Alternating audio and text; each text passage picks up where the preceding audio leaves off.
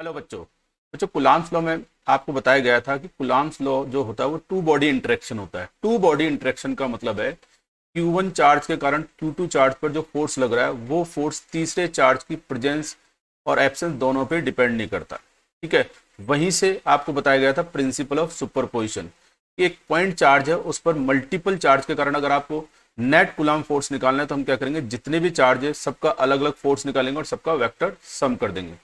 Same कहानी, यही कहानी हम अप्लाई करेंगे इलेक्ट्रिक फील्ड के लिए। कि मान लो मेरे पास है मल्टीपल चार्ज सिस्टम, यानी एक से ज्यादा चार्ज हो सकता है, दो चार्ज पार्टिकल है, तीन चार्ज पार्टिकल है, और किसी भी पॉइंट पर अगर नेट इलेक्ट्रिक फील्ड निकालना है तो यहां पर भी अप्लाई करेंगे प्रिंसिपल ऑफ सुपरपोजिशन। ठीक है। जिस पॉइंट पर हमको मल्टीपल चार्ज के कारण इलेक्ट्रिक फील्ड निकालना है तो सिंपल सा मेथड है, जितने भी चार्ज पड़े हैं सिस्टम में सबके कारण इलेक्ट्रिक फील्ड निकालो और सबका वेक्टर सम कर दोगे। इन सभी इलेक्ट्रिक फील्ड का वेक्टर सम देगा नेट इलेक्ट्रिक फील्ड। आगे बात समझ में बच्चों, तो स्टार्ट करते हैं। देखो ये लिख भी दिया है, net electric field at a point due to multiple charges is equal to the vector sum of all electric field produce by each charge at the given point. जितने भी इलेक्ट्रिक फील्ड आएंगे बच्चों उनका आपको वेक्टर सम करना है। ठीक है, ये थोड़ा सा ध्यान रखना होता है क्योंकि इलेक्ट्रिक फील्ड क्या होता है, वेक्टर क्वांटिटी होती है। तो Q1 के कारण पॉइंट P पर आप निकालोगे E1 इलेक्ट्रिक फील्ड, फिर E2 इलेक्ट्रिक फील्ड, Q2 कारण, फिर E3 E4 जितने भी चार्ज होंगे सबका इलेक्ट्रिक फील्ड निकालेंगे, सबका वेक्टर सम करेंगे। ठीक है। जैसे मैंने यहां पर एग्जाम्पल के लिए पॉइंट P देखो, ये पॉइंट P है बच्चे। इस पॉइंट P पर हमको इलेक्ट्रिक फील्ड निकालना है, नेट इलेक्ट्रिक फील्ड। और अगर आप देखो तो इस सिस्टम में यहाँ पे जो कॉन्फ़िगरेशन बन रहा है वो है Q1 चार्ज भी पड़ा है, Q2 चार्ज भी है, Q3 भी है और Qn यानी NH चार्ज। ठीक है। n की वैल्यू 3 भी हो सकती है, 4 भी हो सकती है, 2 भी हो सकती है, यानी मोर देन 1 चार्ज की बात कर रहे हैं। देखो यहां पर हम क्या करेंगे, वही टू बॉडी इंटरेक्शन के कंसेप्ट को फॉलो करेंगे और प्रिंसिपल ऑफ सुपरपोजिशन को अप्लाई करेंगे। यहां पर जैसे बात करें Q1 के कारण बच्चों पॉइंट P पर जो इलेक्ट्रिक फील्ड आएगा वो इस तरह से आ रहा होगा। ठीक है। यहां पर हम Q1 Q2 Q3 और NH जो भी चार्ज है उनको हम पॉजिटिव मान के चल रहे हैं। जितने भी आपको डेरिवेशन बताए जाते हैं, जितने भी हम फॉर्मूले ड्राइव करते हैं वो सब पॉजिटिव चार्ज के लिए होते हैं। ठीक है। बाद में हम क्या करते हैं, अगर वेक्टर नोटेशन में किसी भी फॉर्मूले को उठा रहे हैं, चाहे वो कुलाम्स लॉ की बात करें चाहे इलेक्ट्रिक फील्ड की बात करें, तो वहां पे जो भी चार्ज होंगे उनको प्रॉपर साइन के साथ सब्स्टिट्यूट करना पड़ता है। Q2 के कारण तो देखो Q2 अगर पॉजिटिव चार्ज है तो इसके कारण इस पर इलेक्ट्रिक फील्ड होगा अवे फ्रॉम, ये हो जाएगा electric field due to Q2। Q3 के कारण इस पॉइंट P पर इलेक्ट्रिक फील्ड इस तरह से होगा। ठीक है। सेंट्रल फोर्स होता है कुलाम फोर्स, उसी वजह से हमें पता होना चाहिए किसी भी चार्ज के कारण किसी भी पॉइंट पर जो इलेक्ट्रिक फील्ड की डायरेक्शन होगी वो उस चार्ज जिसे हम बोलते हैं सोर्स चार्ज और पॉइंट P को मिलाने वाली लाइन के अलोंग होगी। अगर चार्ज पॉजिटिव होगा तो अवे फ्रॉम पॉजिटिव चार्ज बोल देंगे, अगर सोर्स चार्ज नेगेटिव है तो टुवर्ड्स चार्ज। ठीक है। ये NH चार्ज है तो बच्चों इसके कारण पॉइंट P पर इलेक्ट्रिक फील्ड इस तरह से आ जाएगा। ठीक है। हमें मैग्नीट्यूड के कुछ नहीं पता, तो देखो ये हो जाएगा electric field vector number 1 E1 vector, Q1 के कारण आ रहा है। Q2 के कारण जो आ रहा है उसको नाम दे दिया E2 वेक्टर। Q3 के कारण आ रहा है E3, और जो NH चार्ज है उसके लिए इलेक्ट्रिक फील्ड को नाम दे दिए EN। ठीक है। तो ऊपर हमने जो बताया आपको कि किसी भी पॉइंट पर अगर आपको नेट इलेक्ट्रिक फील्ड निकालना है तो सिस्टम में जितने भी चार्ज है उनका अलग अलग इलेक्ट्रिक फील्ड निकालो, सबका क्या कर देंगे, वेक्टर सम कर देंगे। It means net electric field point P पर नेट इलेक्ट्रिक फील्ड की बात कर रहे हैं तो क्या होगा, सपोज नेट इलेक्ट्रिक फील्ड को मैं रिप्रेजेंट कर रहा हूं कैपिटल E से, होगा क्या, Q1 के कारण इलेक्ट्रिक फील्ड E1, Q2 के कारण इलेक्ट्रिक फील्ड E2, Q3 के कारण इलेक्ट्रिक फील्ड E3 हो गया, and so on. nth electric field जो आ रहा है सबका बच्चों वेक्टर सम कर देंगे। वेक्टर सम हमें आता है। ठीक है। बहुत सिंपल लेवल पर दो वेक्टर का सम करने का तरीका हमारे पास होता है। दो वेक्टर हैं A और B, अगर उनके बीच का एंगल थीटा है तो जो रिजल्टेंट आएगा उसका मैग्नीट्यूड होगा √A² + B² + 2AB cos theta. वहां पर कुछ स्पेशल केस भी बना दिए थे, अगर दोनों वेक्टर सेम डायरेक्शन में है तो मैग्नीट्यूड आएगा A + B, अपोजिट डायरेक्शन में है तो बड़ा वेक्टर माइनस छोटा वेक्टर, मीन्स अगर ए का मैग्नीट्यूड बड़ा माने, बी का मैग्नीट्यूड छोटा माने, तो वो हो जाएगा ए माइनस बी। और अगर वेक्टर ए और वेक्टर बी 90 डिग्री पर है तो रिजल्टेंट आता है under root a square plus b square. ये 3 स्पेशल केस हैं जो दो वेक्टर के एडिशन से रिलेटेड कंसेप्ट हमें याद रखने होते हैं। इसमें चौथा केस भी और बताया जाता है कि अगर दोनों वेक्टर मैग्नीट्यूड में सेम है बच्चों, वेक्टर ए और वेक्टर बी मैग्नीट्यूड में सेम है और अगर इनके बीच का एंगल थीटा है तो इनका जो रिजल्टेंट आएगा उसका मैग्नीट्यूड का फॉर्मूला आएगा 2a cos θ/2। शॉर्टकट बना दिया, ठीक है। ये हमारे पास आ गया बच्चों प्रिंसिपल ऑफ सुपरपोजिशन के अकॉर्डिंग पॉइंट पी पर जो नेट इलेक्ट्रिक फील्ड आएगा E1, E2, E3, E4, E5 जितने भी इलेक्ट्रिक फील्ड है उनके वेक्टर सम कर दो, ठीक है। तो वेक्टर सम का तरीका तो मैंने बता दिया, under root a square plus b square plus 2ab cos θ। अगर हमारे पास जो सिंपल केस आते हैं जिसमें सेम डायरेक्शन हो गया, अपोजिट डायरेक्शन हो गया, 90 डिग्री हो गया, सेम मैग्नीट्यूड हो गया, इसके अलावा अगर और केस आ रहे होते हैं तो हम क्या करते हैं, वेक्टर को ऐड करने का एक प्रॉपर तरीका होता है, सीधा तरीका होता है, कंपोनेंट्स में रिजोल्व कर दो। जितने भी आपको वेक्टर दिए उनको रेक्टेंगुलर कंपोनेंट रिजोल्व करो और आप उनको ऐड कर सकते हो इजीली, ठीक है। तो ये हो गया हमारे पास principle of superposition for electric field. जहां पर मैं बात करूं वेयर, एग्जाम्पल के तौर पे electric field E1 vector, E1 vector का फॉर्मूला क्या होगा, तो देखो सोर्स चार्ज है Q1, उसके कारण पॉइंट पी पे इलेक्ट्रिक फील्ड माना E1, तो ये आएगा K Q1 अपॉन डिस्टेंस का स्क्वायर। तो देखो Q1 की पॉइंट पी से डिस्टेंस कितनी है R1 और मल्टीप्लाई करेंगे R कैप से, यूनिट वेक्टर से, R1 कैप, ठीक है। और पिछले लेक्चर मैंने आपको बता दिया था इस R1 कैप को क्या लिखेंगे, vector R1 upon vector R1 का मैग्नीट्यूड। और ये R1 वेक्टर जो होगा बच्चों क्या होगा, ये होगा position of P with respect to Q1 sorry, ठीक है, क्योंकि Q1 के कारण निकालते हैं, ठीक है। तो R1 को जो R1 कैप को जो हम लिखते हैं तो वो क्या बनेगा, vector R1 divided by its magnitude, magnitude माने Q1 और P के बीच का लेंथ, ठीक है। और R1 के बारे में आपको हमेशा सावधानी रखनी है, R1 होगा पोजीशन ऑफ P, ठीक है। इसको क्लियर समझने के लिए आपको जो पिछला वीडियो वो आपको ध्यान से देखना होगा कि वहां पर हमने वेक्टर फॉर्म भी डिस्कस किया है। Position of P with respect to source, और यहां सोर्स कौन है, Q1। इसी तरीके से आपको E2 भी कैलकुलेट करना होगा, E3 भी कैलकुलेट करना होगा और सबका क्या कर देंगे, वेक्टर सम कर देंगे, ठीक है बच्चों, क्लियर है। चलो इस कहानी को समझने के लिए हम कुछ लिमिटेड एग्जांपल्स लेते हैं, इलस्ट्रेशन लेते हैं, अच्छे अच्छे सवाल लेते हैं जिससे आपको थोड़ा और क्लियर होगा। देखो ये सवाल क्या कह रहा है, an infinite number of charges each equal to Q are placed along the x axis at x is equal to 1, x is equal to 2, x is equal to 4, x is equal to 8, इस sequence में charge रखें। यानी बहुत सारे charge particle है, infinite charge particle है और जितने भी चार्ज पार्टिकल है सबका वैल्यू सेम है, Q Q Q Q। पहला चार्ज रखा है x इज इक्वल टू 1 पर, दूसरा रखा है x is equal to 2 metre पे, 2 बोल दो, फिर 4 पर, फिर 8 पर, इसका मतलब अगला चार्ज होगा 16 पर। अब आपसे बोला है find electric field at x is equal to 0। ये जो सिस्टम ऑफ चार्ज आया बच्चों, इस सिस्टम ऑफ चार्ज के कारण हमें कैलकुलेट करना है ओरिजिन पे net electric field. x is equal to 0 का मतलब यहां पर हो जाएगा ओरिजिन पे इलेक्ट्रिक फील्ड। इस सवाल की बात करें तो देखो पहले डायग्राम बना लेते हैं। तो यहां पर भी बच्चों करना क्या होगा, प्रिंसिपल ऑफ सुपरपोजिशन अप्लाई करना है। यहां पे जितने भी चार्ज है उनके कारण x इज इक्वल टू 0 पर net x is equal to 0 पर अलग अलग इलेक्ट्रिक फील्ड निकालेंगे और सबका क्या कर देंगे, वेक्टर सम। वेक्टर सम करेंगे, ध्यान रखना, सिंपल सम करोगे तो आप फंस जाओगे। तो चलो एक बार डायग्राम बना देते हैं, ठीक है। एक्स एक्सिस की बात करें तो बच्चों ये मेरे पास, ये मैंने एक्स एक्सिस एज्यूम कर ली, ये हो गया x इज इक्वल टू 0, ठीक है। x इज इक्वल टू 1 पर एक चार्ज रखा है Q, फिर x इज इक्वल टू 2 पर चार्ज Q रखा है, x इज इक्वल टू 4 पर चार्ज Q रखा है और x इक्वल टू 8 बहुत आगे होगा तो यहां दिखा देते हैं, कोई दिक्कत नहीं, हमने कोई मेजरमेंट से थोड़ी ना बनाया है। 8 पर फिर आगे होगा 16, तो आप देखो 1 का डबल 2, 2 का डबल 4, 4 का डबल 8, यानी अगला चार्ज होगा 16 पर होगा, फिर अगला चार्ज होगा 32 पर होगा। और ये इनफाइनाइट चार्ज है। अगर मेरे को पॉइंट x इजिकल टू 0 पे नेट इलेक्ट्रिक फील्ड निकालना है, तो देखो नेट इलेक्ट्रिक फील्ड कैसे निकालेंगे।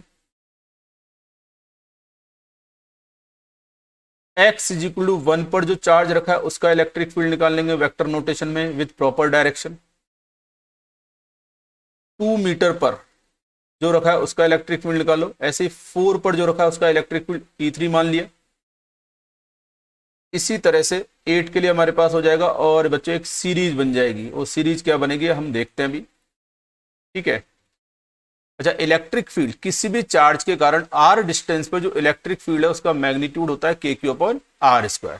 तो यहां पर वेक्टर सम करने से पहले मेरे को देखना पड़ेगा कि इन सभी चार्ज के कारण x इजिकल टू 0 पे इलेक्ट्रिक फील्ड की डायरेक्शन क्या आ रही है। तो अगर आप ध्यान से देखो, सारे बच्चों पॉजिटिव चार्ज है, तो x इजिकल टू 1 मीटर पर जो चार्ज रखा है उसके कारण x इजिकल टू 0 पर जो इलेक्ट्रिक फील्ड आएगा वो आएगा लेफ्ट हैंड साइड, क्योंकि पॉजिटिव चार्ज के कारण जो इलेक्ट्रिक फील्ड होता है बच्चों अवे फ्रॉम पॉजिटिव चार्ज होगा।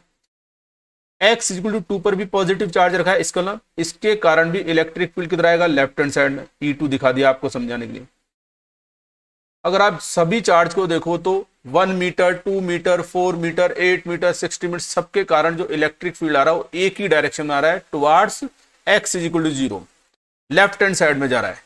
और हमको पता है जब दो वेक्टर सेम डायरेक्शन में होते हैं तो रिजल्टेंट का मैग्नीट्यूड सीधे सीधे कैसे करते हैं, दोनों वेक्टर के मैग्नीट्यूड को ऐड कर दो। यहां तो 3 हो गए, 4 हो गए। यहां पर ऑल इलेक्ट्रिक फील्ड्स, जितने भी इंडिविजुअल इलेक्ट्रिक फील्ड्स आ रहे हैं बच्चों, are in same direction. E1, E2, E3 सब बच्चों इस सेम डायरेक्शन में। और अगर सेम डायरेक्शन में है तो नेट इलेक्ट्रिक फील्ड का जो मैग्नीट्यूड आएगा वो क्या होगा, E1 प्लस E2, यानी सीधे सीधे इनके मैग्नीट्यूड को ऐड कर देंगे।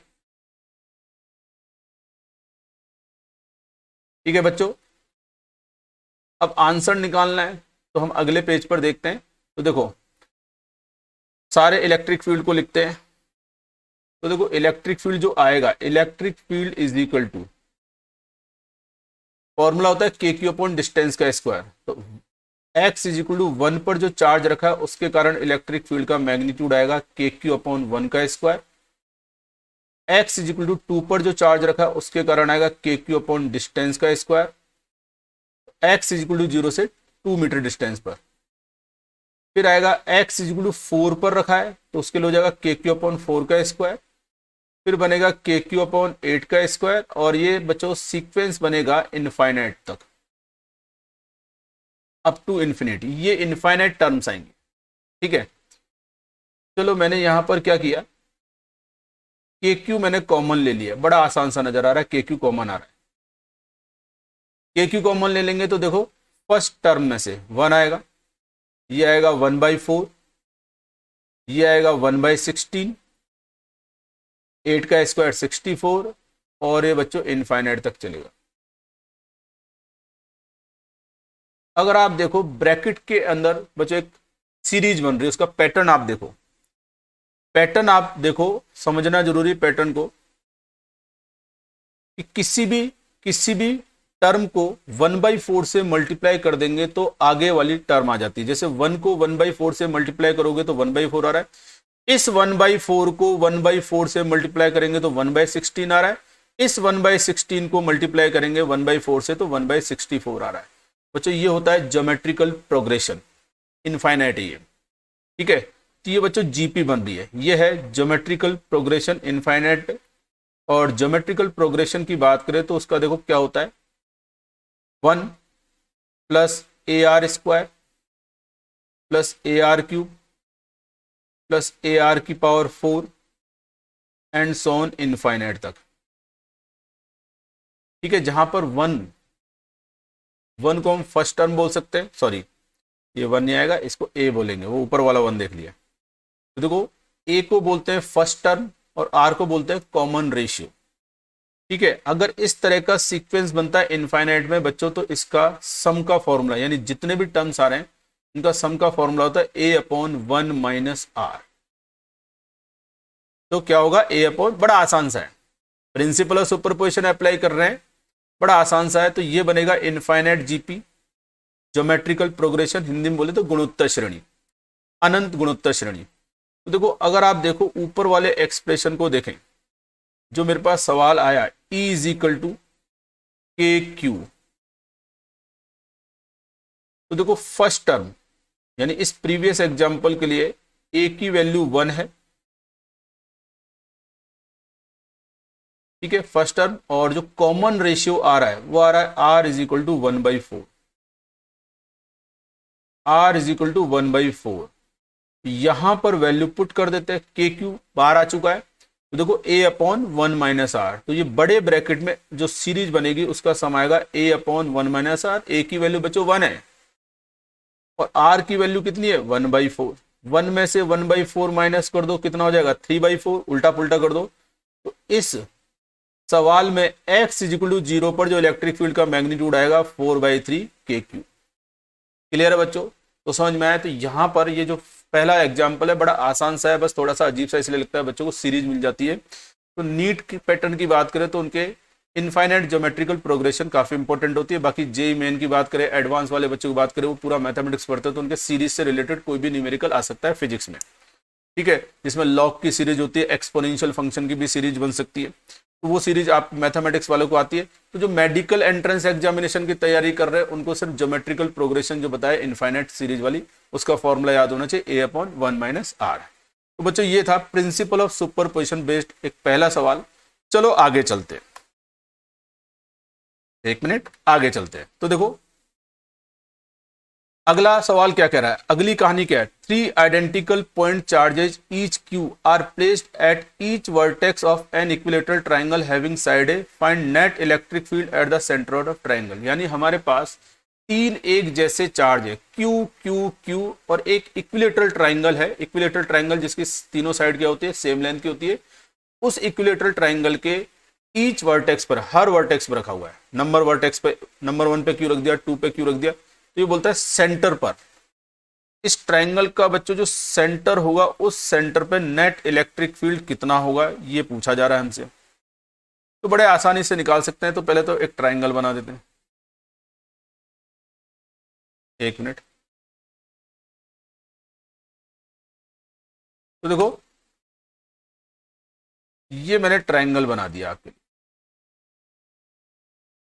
इक्विलेटरल ट्राइंगल है, ठीक है, और एट ईच वर्टेक्स एक जैसे चार्ज रखें, यहां पर भी क्यू बोल दिया, यहां पर भी क्यू बोल दिया, यहां पर भी क्यू बोल दिया। तो बोलता है ये बन गया हमारे पास 3 चार्ज सिस्टम, और इस ट्राइंगल का जो सेंट्रोइड होगा उस पर हमें क्या निकालना है, नेट इलेक्ट्रिक फील्ड निकालना है। बहुत इंपॉर्टेंट कंसेप्ट है, बहुत बढ़िया सवाल है, इससे कुछ ना कुछ एक रिजल्ट आएगा जो आपके काम आएगा, तो ध्यान से देखना। तो देखो पहली बात, सेंटर की बात करें, ट्राइंगल का सेंटर, ये जो ट्राइंगल का जो सेंटर मैंने ओ मेंशन किया है, मान लो इसे ओ बोल दूं, तो ये सेंटर किसी भी वर्टेक्स से सेम डिस्टेंस पर होगा। यानी इस सेंटर की ऊपर वाले वर्टेक्स से डिस्टेंस अगर आर होगी, तो ये लेफ्ट हैंड साइड वाले वर्टेक्स से भी डिस्टेंस आर होगी, राइट हैंड साइड में जो नीचे दिख रहा है उससे भी क्या होगी, आर होगी, ठीक है।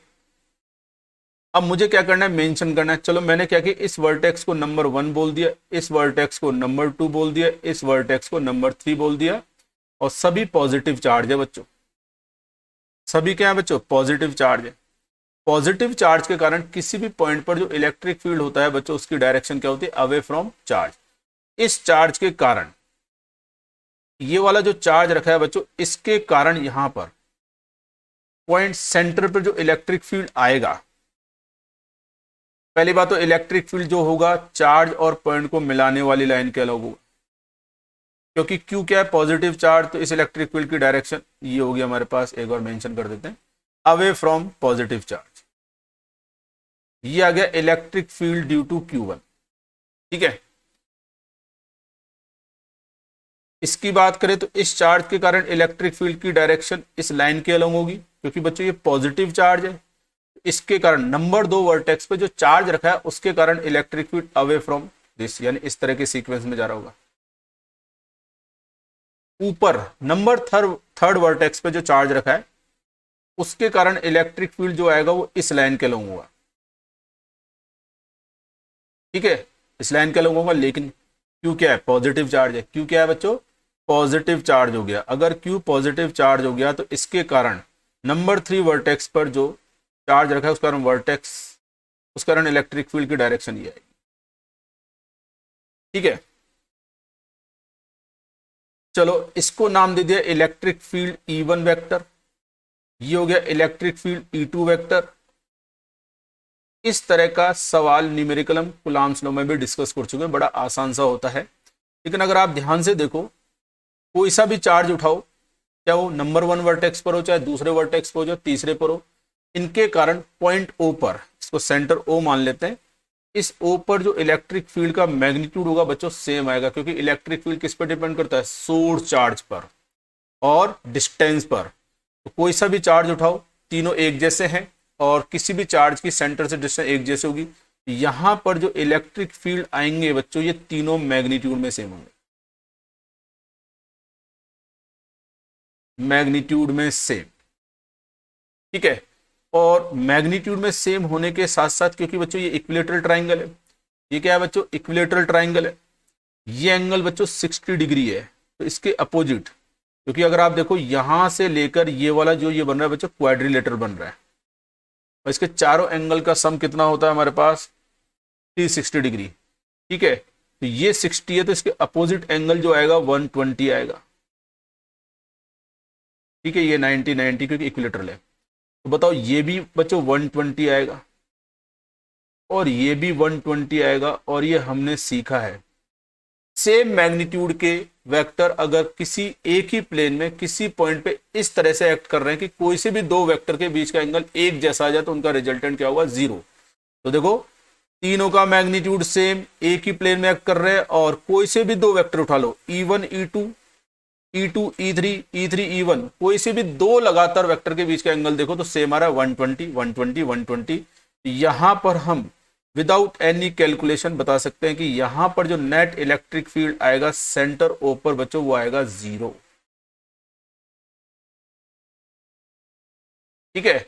ये तो बात होगी ऑब्जेक्टिव पैटर्न के लिए, सीधे सीधे कर दिया। लेकिन बच्चा बोलता है हम डायरेक्ट कैसे लिखे, तो भाई या तो आपको वो स्पेशल केस लिखना पड़ेगा, सेम मैग्नीट्यूड है, ठीक है, यानी इक्वल लेंथ के वेक्टर है, सेम प्लेन में है, दो सक्सेसिव वेक्टर, कोई से भी दो कंसेक्यूटिव वेक्टर के बीच का एंगल सेम है, तो रिजल्टेंट क्या होगा, 0 होगा।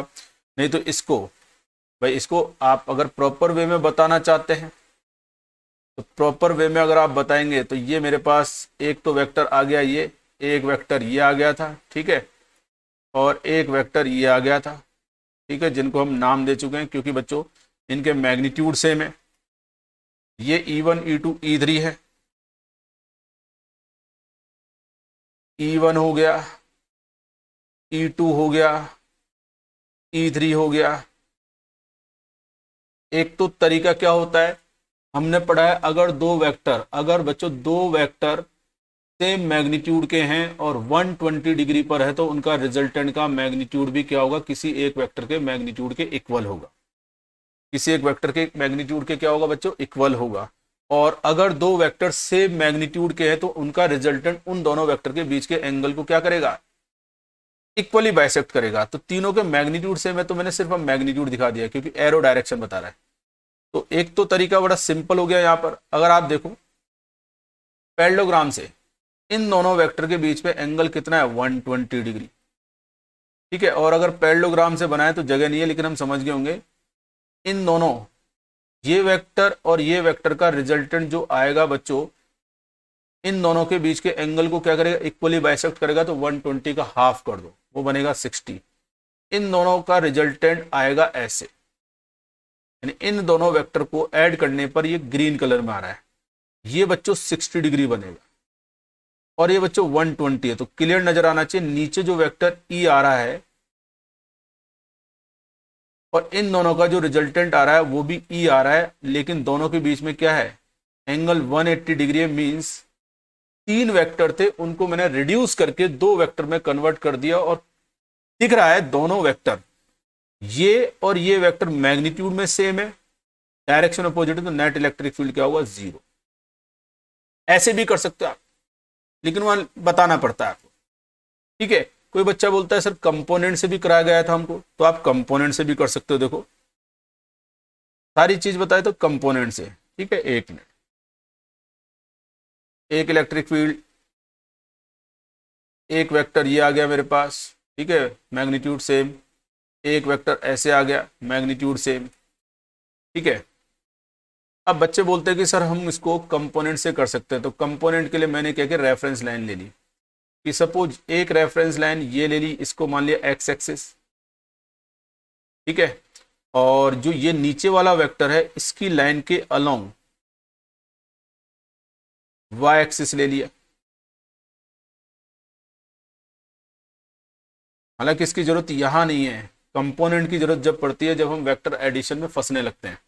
देखो ये मैग्नीट्यूड ई, ये मैग्नीट्यूड ई, ये मैग्नीट्यूड ई, ये एंगल अगर आपको पता होना चाहिए, अगर उस डायग्राम से देखें, ये एंगल बच्चों 60 डिग्री बन रहा होगा, क्योंकि मैंने ये जो लाइन बनाई है दोनों का बाइसेक्टर बना दिया और ये इसके साथ 90 डिग्री पे, ये एंगल 60 डिग्री हो गया। तो ये एंगल भी बच्चों क्या होगा, 60 डिग्री होगा। तो इसका यहां पर कंपोनेंट कितना आएगा बच्चों, ई कॉस 60 डिग्री। और एक्स एक्सिस के along component left hand side में गिरेगा, वो आएगा ई साइन 60 डिग्री।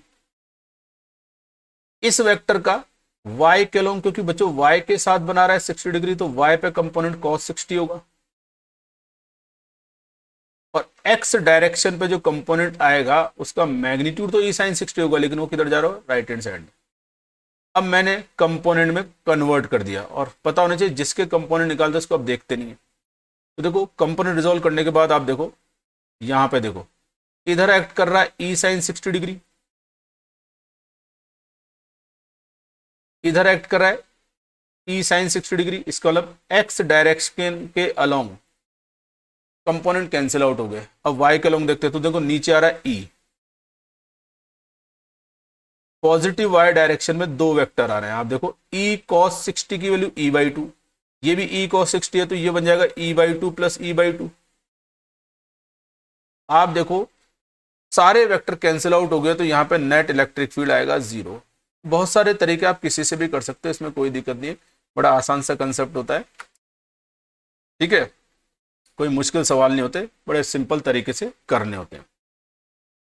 तो देखो ये जो इलस्ट्रेशन लिया है, ये जो एग्जांपल लिया है, तो आप ये देखो ये है इक्विलेटरल ट्राइंगल। बच्चों सुनना ध्यान से, इक्विलेटरल ट्राइंगल यानी ये है regular polygon.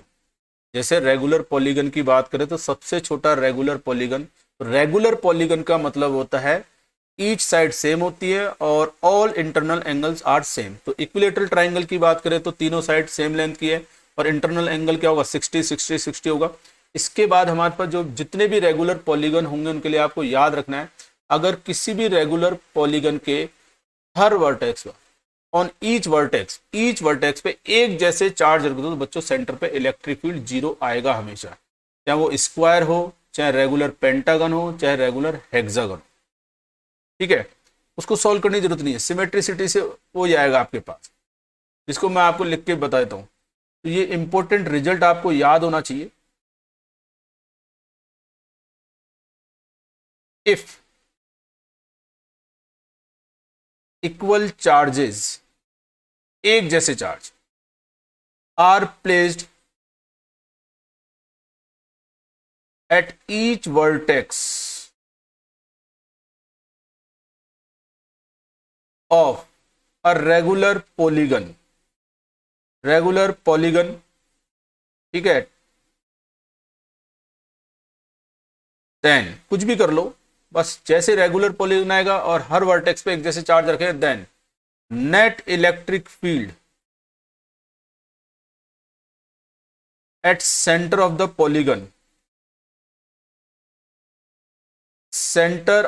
Polygon, will be zero. तो याद रहेगा, बड़े काम का कंसेप्ट है, बहुत काम आएगा, ठीक है। तो ये मैंने आपको रेगुलर पॉलीगन का एक केस भी आपको बता दिया। चलो आइए देखते हैं एक और सवाल, ठीक है। अच्छा ये हाँ, देखो ये सवाल, ये भी एक अच्छा एग्जाम्पल है, और ये क्या कहना चाह रहा है, 4 पार्टिकल्स, ठीक है, 4 पार्टिकल है, each having a charge Q, यानी 4 पार्टिकल है लेकिन सब पर एक जैसा चार्ज है, Q Q Q Q, are placed on 4 vertex of a regular pentagon. तो पेंटागन में तो बच्चों 5 वर्टेक्स होते हैं, 5 साइड होती है, रेगुलर है तो पांचों साइड की लेंथ सेम होगी, all internal angles will be same, ठीक है। तो एक रेगुलर पेंटागन है जिसमें 5 वर्टेक्स थे, लेकिन उसके एक वर्टेक्स को खाली छोड़ा गया और रिमेनिंग 4 वर्टेक्स, जो बाकी 4 वर्टेक्स बचे, उन पर क्यू क्यू क्यू क्यू रखे हैं। और ये बोल रहा है इस पेंटागन के सेंटर से किसी भी कॉर्नर की जो डिस्टेंस है वो ए है, the distance of each vertex, बोलो corner from the centre is a, find electric field at the centre of pentagon. यानी ये जो रेगुलर पेंटागन दिया है, उस रेगुलर पेंटागन के सेंटर पे नेट इलेक्ट्रिक फील्ड कितना होगा।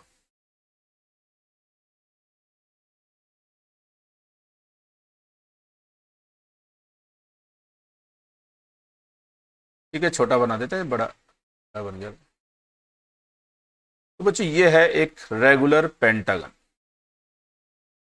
ठीक है, और सपोज इसके वर्टेक्स को भी हम नाम देते हैं, ये वर्टेक्स ए हो गया, ये वर्टेक्स बी हो गया, ये वर्टेक्स सी डी ई,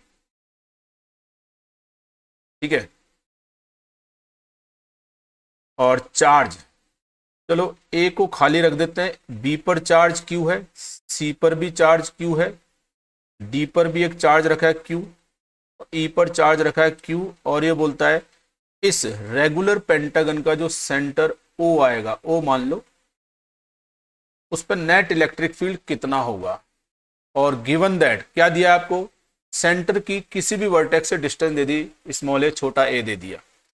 तो इसको कैसे करें, तो कई बार तो इसको हम मेंटली दिमाग में भी सॉल्व कर सकते हैं, दिमाग में यानी बिना कैलकुलेशन के, कि समझ में आना चाहिए बच्चों ये है रेगुलर पेंटागन, लेकिन इस रेगुलर पेंटागन की बात करें तो 4 वर्टेक्स पे तो चार्ज रहे, एक खाली पड़ा है।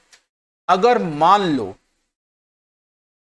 लो ए पर भी कोई चार्ज रखा होता, सेम चार्ज, तो बताओ सेंटर पे इलेक्ट्रिक फील्ड 0 आता कि नहीं आता, आता बिल्कुल, क्योंकि ये रेगुलर पेंटागन है, पांचों वर्टेक्स पर एक जैसा चार्ज रखे, सेंटर पे इलेक्ट्रिक फील्ड 0 होगा। इसका मतलब यानी जब ये क्यू नहीं था तो यहां पे कुछ ना कुछ इलेक्ट्रिक फील्ड आ रहा हो, तो वो 0 नहीं हो सकता, वो 0 तभी होता है जब ए पर भी चार्ज होता। लेकिन जैसे ये क्यू रखा, इसने क्या किया, सेंटर पे इलेक्ट्रिक फील्ड 0 कर दिया। मतलब पता है इसका क्या हुआ, ए पर जो चार्ज हमने एज्यूम किया, उस अकेले चार्ज ने वर्टेक्स बी, वर्टेक्स सी, डी ई पर जो 4 चार्ज रखे, इनके कारण जो इलेक्ट्रिक फील्ड आ रहा था उसको क्या कर दिया, बर्बाद कर दिया, कैंसिल कर दिया। क्या कर दिया, कैंसिल कर दिया। ये समझने नहीं, इसका मतलब बी पर और सी डी ई पर जो 4 चार्ज रखे थे वो उतना ही इलेक्ट्रिक फील्ड पैदा कर रहे थे जितना ए पे रखे जाने वाला अकेला चार्ज, तभी तो 0 हो रहा है। तो ए पर चार्ज कितना रखा, क्यू, ए के कारण सेंटर ओ पे इलेक्ट्रिक फील्ड कितना आएगा, के क्यू अपॉन ए स्क्वायर। तो अगर बी सी डी ई इनके कारण बात करेंगे तो कितना आएगा, के क्यू अपॉन ए स्क्वायर। आगे बात समझ में, तो बिल्कुल सिंपल सी बात है। और डायरेक्शन की बात करें, बिना कैलकुलेट डायरेक्शन की बात करें तो ए पर जो चार्ज रखा है वो रिमेनिंग 4 चार्जेस के इलेक्ट्रिक फील्ड को कैंसिल आउट कर रहा है। ए के कारण बच्चों, क्योंकि ए पर चार्ज पॉजिटिव, ए के कारण जो इलेक्ट्रिक फील्ड आएगा उसकी डायरेक्शन क्या होगी, ए से ओ की ओर। तो जाहिर सी बात है कैंसिलेशन होना है, तो बी सी डी ई पर जो चार्ज रखे उसके कारण डायरेक्शन किधर आएगी, ओ से ए की ओर। तो यहां अप्लाई कर रहे थे प्रिंसिपल ऑफ सुपरपोजिशन। आप ऐसे कर सकते हो, जिसको मैंने क्या किया, प्रॉपर तरीके से, बच्चा बोलता है कि प्रॉपर तरीके से हम सॉल्व करके देखें, तो मैंने क्या किया बच्चों,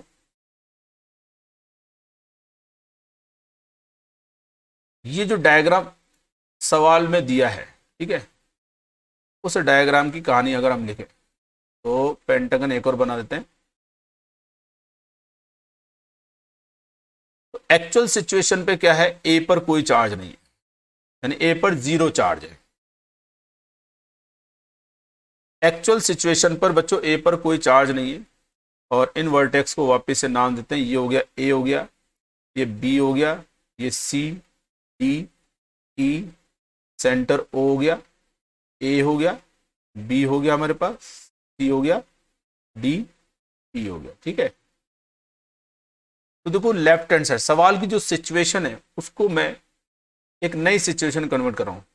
एक सिचुएशन है क्यू, क्यू यानी क्यू क्यू क्यू प्लस, क्योंकि ए पर चार्ज 0 होना चाहिए तो देखो बी पर तो चार्ज क्यू।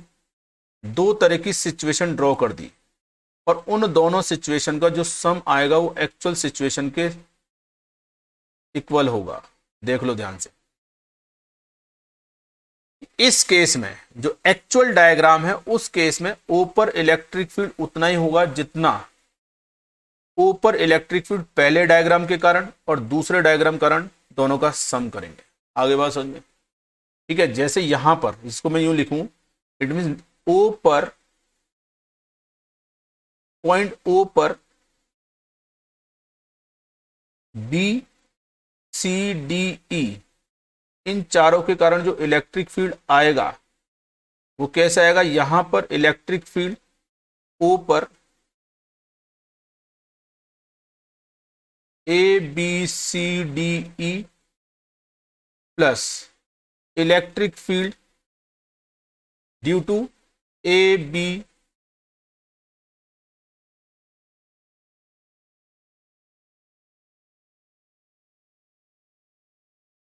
आएगा। एक मिनट, अब इन वर्टेक्स पे चार्ज नहीं होगा ना, तो देखो अगर आप इन दोनों डायग्राम को एक दूसरे पर सुपर इंपोज कर दोगे तो डायग्राम बनेगा लेफ्ट हैंड साइड वाला कि ए पर का चार्ज होना चाहिए 0, बी पर क्यू होना चाहिए, सी पर क्यू होना चाहिए, डी पर क्यू होना चाहिए, यहां पर। ठीक है, और ये होगा electric field at O due to charge, negative charge placed at point A. तो सिंपल सी बात है, नेट इलेक्ट्रिक फील्ड निकालने के लिए मैं करूंगा इन दोनों डायग्राम के कारण ऊपर जो इलेक्ट्रिक फील्ड आएगा वो हमको कैलकुलेट करना है। लेकिन आपको पता है इस फर्स्ट डायग्राम में देखो ए बी सी डी ई सब पर एक जैसा चार्ज है, तो ये नेट, ये तो इलेक्ट्रिक फील्ड 0 हो जाएगा। होगा कि नहीं होगा? इसका मतलब सो सेंटर ओ पर रिमेनिंग 4 चार्ज के कारण जो इलेक्ट्रिक फील्ड आएगा वो ए पर जो हमने जो नेगेटिव चार्ज रखा है बच्चों, सेकंड डायग्राम में ए पर जो नेगेटिव चार्ज रखा है उसके कारण जो इलेक्ट्रिक फील्ड आएगा उसके मैग्नीट्यूड में तो सेम होगा लेकिन डायरेक्शन में क्या होगा? अपोजिट होगा, क्योंकि माइनस सिंबल होता है। दैट इज मैग्नीट्यूड तो सेम कर दो। तो मैग्नीट्यूड की बात करें तो मैग्नीट्यूड सेम कर दिया बी सी डी ई। ठीक है, और ए के कारण तो ए पर जो चार्ज रखा है अकेला चार्ज रखा है, देखो ए पर माइनस क्यू रखा है, तो आप देखो ए पर, ए के कारण यानी सेकंड डायग्राम को देखो तो ए के कारण ऊपर जो इलेक्ट्रिक फील्ड आएगा उसकी डायरेक्शन होगी टुवार्ड्स ए, क्योंकि ए पर क्या है? नेगेटिव चार्ज है। ये इसके कारण तो साफ नजर आना चाहिए, रिमेनिंग 4 चार्जेस के कारण जो इलेक्ट्रिक फील्ड की डायरेक्शन होगी वो होगी ए से ओ की ओर। तो मैग्नीट्यूड अपन क्या लिखेंगे इसका? के क्यू अपॉन ए स्क्वायर। तो मैग्नीट्यूड आ जाएगा के क्यू अपॉन ए स्क्वायर, और इस इलेक्ट्रिक फील्ड की डायरेक्शन क्या होगी? ए पर जो अकेला चार्ज रखा है उसके अपोजिट, ए पर जो अकेला चार्ज रखा है हमने इस डायग्राम में उसके कारण डायरेक्शन तो क्या? ओ से की ओ से ए की ओर है। यहां पर क्या होगा? अलोंग ए ओ। क्लियर है? तो वैसे तो मेंटली बहुत मतलब इतना बड़ा लिखने की जरूरत नहीं होती, लेकिन बच्चा बोलता है सर सॉल्व करके बता दो, तो इसको हम इस तरह से बता सकते हैं कि प्रिंसिपल सुपरपोजिशन अप्लाई कर दिया और दो तरह के डायग्राम में इसको कन्वर्ट कर दिया और उन दोनों डायग्राम को एक दूसरे पे सुपर इम्पोज करोगे, एक दूसरे पे सुपर इम्पोज करते हो तो आपको करेक्ट डायग्राम मिल जाता है। तो बच्चों ये था हमारे पास इलेक्ट्रिक फील्ड जिसके लिए हमने प्रिंसिपल सुपरपोजिशन अप्लाई किया, जहां पर मल्टीपल चार्ज के कारण किसी पॉइंट पर नेट इलेक्ट्रिक फील्ड निकालने का तरीका आपको बता दिया। ठीक है, तो बच्चों अगली क्लास में मिलते हैं और अगली क्लास में हम डिस्कस करेंगे neutral point system of charge का इक्विलिब्रियम क्या होगा, बहुत इंपॉर्टेंट टॉपिक होगा। ठीक है, ओके, टाटा बाय बाय।